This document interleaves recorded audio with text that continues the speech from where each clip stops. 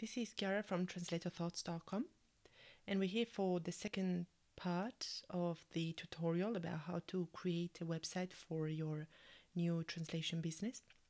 And so I left you the last video with the domain that you just purchased, and we've been through a few steps. So we've seen how you've selected the plan, and now hopefully you are on this page. So after you've purchased the plan and you set out a password, you are now in a page where Bluehost is asking you to pick a theme that inspires you. So I really like this page because here is where you choose the design of your website.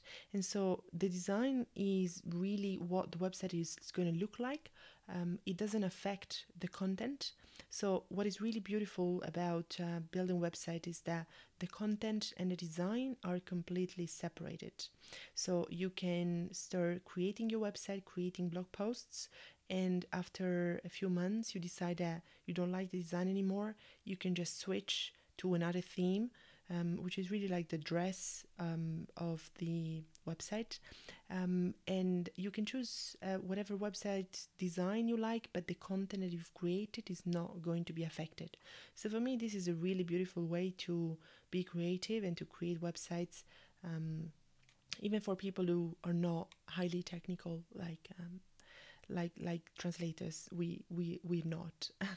And so yeah, you can choose a theme that you like. So we're gonna go for this theme, and it's saying that it's setting up WordPress for me now. So what is WordPress? WordPress is a content management system that is going to be automatically installed into your website, into your domain. And as the word says, the content management system is going to help you to manage the content of your website. Now, this is really important because you have to think that before WordPress, you actually had to learn coding to create a website, while now you can just have a simple tool that allows you to create content, manage your design, manage your contacts, and all of that stuff without you having to really do anything to create that website. And so, yeah, it's going to take a little bit of time to set up WordPress for you. But once it's done, you are going to be able to manage everything from a dashboard. We call it the back end. The back end is really what it looks like on the back of your website, while we call the front end what it looks like for your visitors, right? So don't worry too much. You will get familiar with this terminology as well. But now it's all done, so we can start building our website, and it gets more and more exciting. So now I imagine that when we launch a website, we have a vague idea about what we want to write on this website. At least for me, that was the case when I created Translator Thoughts. I had a vague idea about what I wanted to write in my website, but to be fair, it was really, really vague, and so I had to tailor my idea along the way, with a lot of trial and error. But that's been a beautiful journey, and I hope you can be on that journey as well, because you will learn a lot, and also you will learn to focus your own activity, and you will learn what you actually want to do and to achieve with your website, and more broadly with your activity. So now you are on the back end. So this is the dashboard that I mentioned before. You see that you have a menu on the left where you have the different elements of your website. So really the post is pretty self-explanatory, but let's go through that as well. So the post is the section where you will write your posts. Pages are more static posts, if you want to differentiate them. So in a page you can write, for example, what you're doing, the services you're offering. You can have an about page. So this is really content that it's evergreen and it's never going to change on your website. The posts, on the other hand, are the article that you can post on a regular basis. Now, keep in mind that it's not compulsory. I mean, you're not forced to write articles on a regular basis. That's really the difference between a website and a blog. So, if you want a static website, just ignore the posts. You can just create your content on pages. So, you can create an about page, a service page, and pages where you describe what you're doing and why clients should do business with you.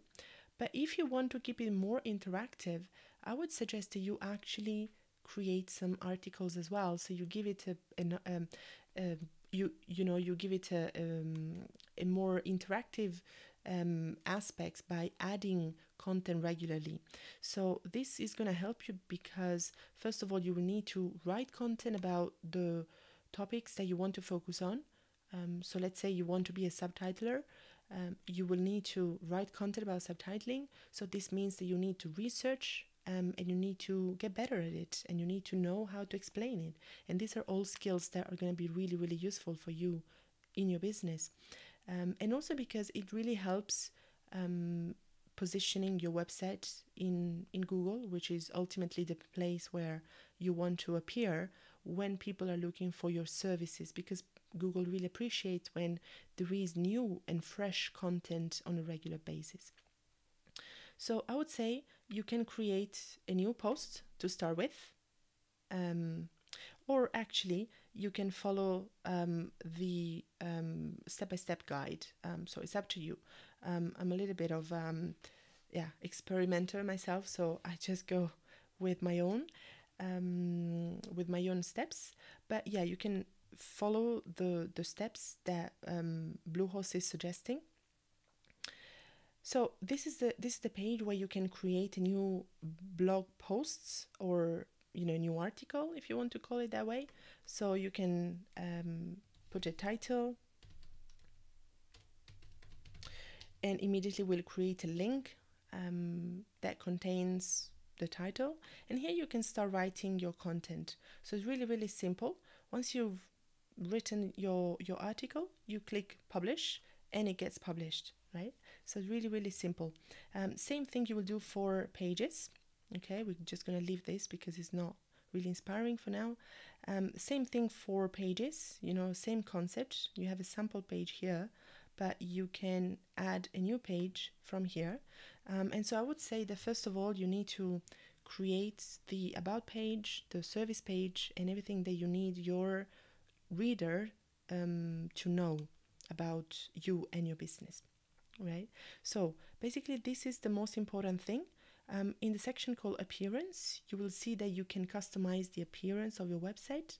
So themes is where you can change from one theme to another. So really nice and simple way to think about themes for non-technical people is to think about it as clothes, right? So you can choose different clothes every day. Hopefully not every day for your website because it's going to be a little bit stressing. But let's say every year, for example, you might want to refresh the look and feel of your website, the design, and so you can change to another theme. As you see, there are some standard themes that comes with WordPress, but you can add new themes here. You can purchase new themes. I have a couple of suggestions in my guide, so have a look at that. I buy my themes from a marketplace called ThemeForest, but again, there are plenty of them. You can choose any themes that you like from any marketplace that you would like. Some of them are free, some of them are paid. If you want to look professional, I would recommend to go for a paid one. It's a little investment, but it will make you look a lot more professional than with a free version, with a free theme. So this is really the basic to get started. You will have a lot of experimentation. You can try and experiment with your website.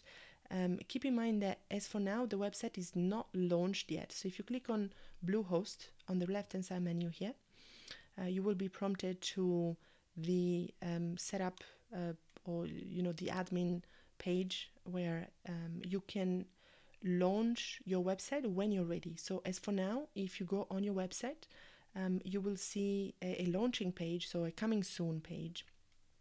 And as I mentioned before, this is more of a step-by-step guide that Bluehost put together, because Bluehost and WordPress really developed a very strong relationship. They are two separate companies, but they developed a really strong relationship, and so you know, they are fully integrated, as you see. And so when I started my blog 5 years ago, it wasn't the case, but now it's actually very, very easy. So yeah, that's it. I would say, as a general suggestion, don't get too worried about the things that you see and you do not understand. There are a lot of things that you might not understand. So, for example, e-commerce, I don't think you will sell products for now, so just ignore it. Traffic and engagement, yeah, I would say just ignore it for the first day. Don't overcomplicate things. Explore it little by little when you will have a little bit of time. As for now, what you want to do is to focus on writing blog posts and pages. That is not a chance. It's not by chance that they are at the very top of the page.